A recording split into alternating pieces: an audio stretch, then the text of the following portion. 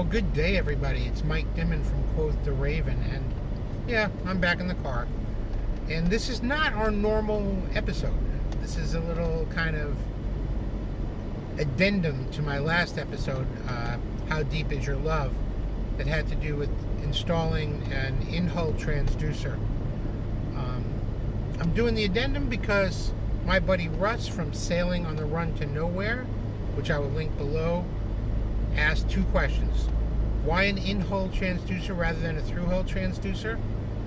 And he wanted me to show him the steps I use to calibrate it.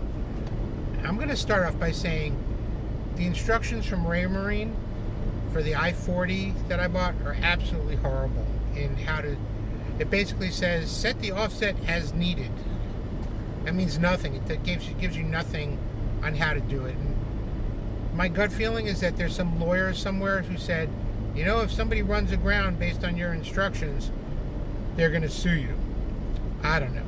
Maybe that's just me being cynical once again. But why an in-hull transducer rather than a through-hull? Well, there's a couple of things going on. First of all, Raven has a very steep dead rise, and a dead rise is kind of the angle that the boat rises up from the keel up to the waterline. So it's very steep, and that kind of steepness is not good for a transducer. Transducers shoot out in a line, and they want to shoot straight down. And if there's nowhere to mount it, your transducer straight down, you have to build a little box and kind of glue that to the hull on the outside. This is for a through-hull transducer. So that's going to, that A is another hole we have to drill through the hull, and I just patched holes in the hull. And secondly, while that box is probably will cut my speed down a little bit, although that's not really a concern. I am concerned that if I hit something, that box can break off. The box is usually called fairing, so a fairing box, and you can make them different shapes, but there's a lot of expense, etc. to that. The reason I chose an in-hull was because there's nothing external. It shoots through the hull, and as long as you have a solid fiberglass hull and not a wood cord hull or something, it'll work fine.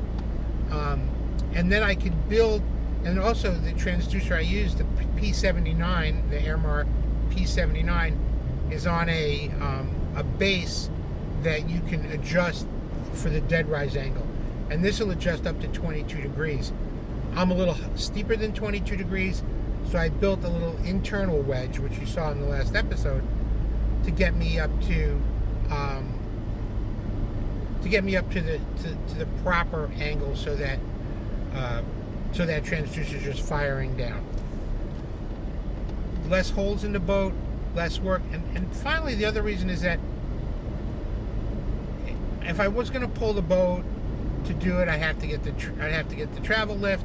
I'd have to take it out. The boat would be out of the water for a couple of weeks probably while it was being done. I don't know if I have the skill to build that fairing box on my own. And so I decided to do the in-hull for really two reasons. One is that downtime. I didn't want that downtime. I could have waited till the end of the season, but as I mentioned in the last video, the Hudson River has been so low this year that I think I've run aground 3 times. Now, luckily it's only mud, but no, 4 times. Ran aground 4 times. And so I just didn't really want that happening, especially because I have guests on the boat.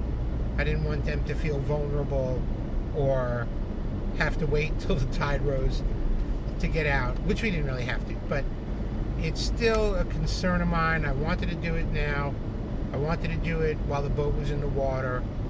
I didn't want to deal with the dead rise issue extensively. I didn't want to cut another hole through the boat. And as long as it works as well, I have no problem with that. So let's go back into how I calibrated it.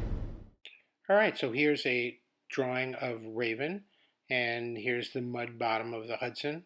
roughly. This is not drawn to scale, by the way. Now I'm going to put in the water line. In red, you can see, there we go, there's the water line.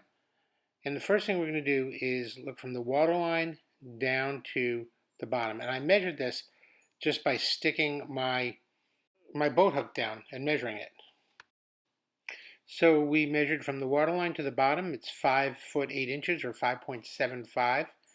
Our draft from sailboatdata.com is 3.25, and so the water under the keel is 2.5 feet.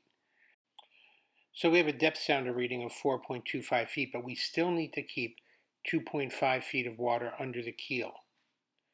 So if I subtract that 2.5 feet of water under the keel from the 4.25 of the depth sounder, I'm going to get a keel offset of minus 1.75.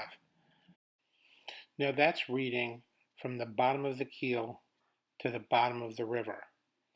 If I wanted my offset to show to the water line, for instance, where it should have been 5.75 feet, then I would have had a positive 1.5 offset. But I don't think that really helps me at all. So keel offset of minus 1.75 feet. Hey Russ, I hope this helps.